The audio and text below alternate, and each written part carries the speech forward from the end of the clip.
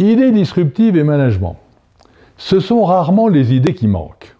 La plupart des groupes de travail en entreprise fourmillent d'idées, toutes plus originales les unes que les autres. Mais l'important n'est pas tant d'avoir des idées que la possibilité de les mettre en œuvre après avoir soigneusement sélectionné, dans le foisonnement créatif, celles qui le méritaient vraiment.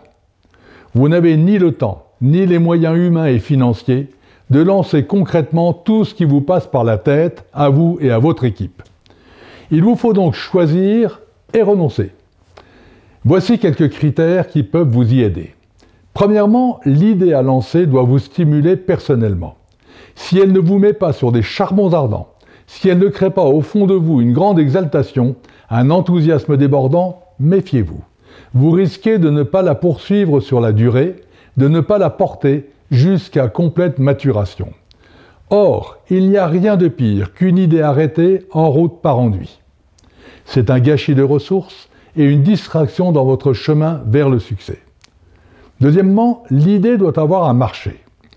Il est souvent difficile de savoir, surtout lorsqu'il s'agit d'idées innovantes, qui seront les acheteurs des produits ou services issus de votre imagination.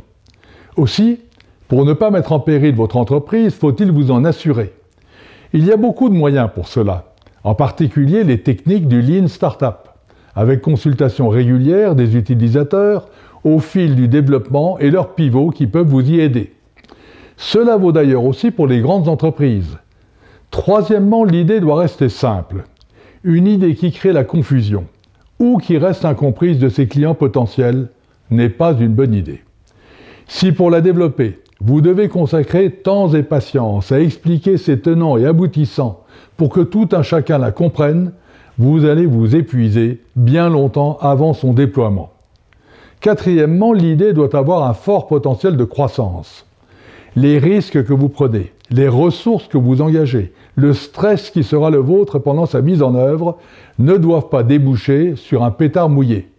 Ce serait un gaspillage d'énergie et une perte de temps. Cinquièmement, l'idée doit devenir une affaire d'envergure et pérenne. Au-delà même du fort potentiel de croissance, il faut que votre idée puisse porter votre entreprise sur le long terme et qu'elle réponde à un marché de grande taille susceptible d'évoluer positivement sur la durée.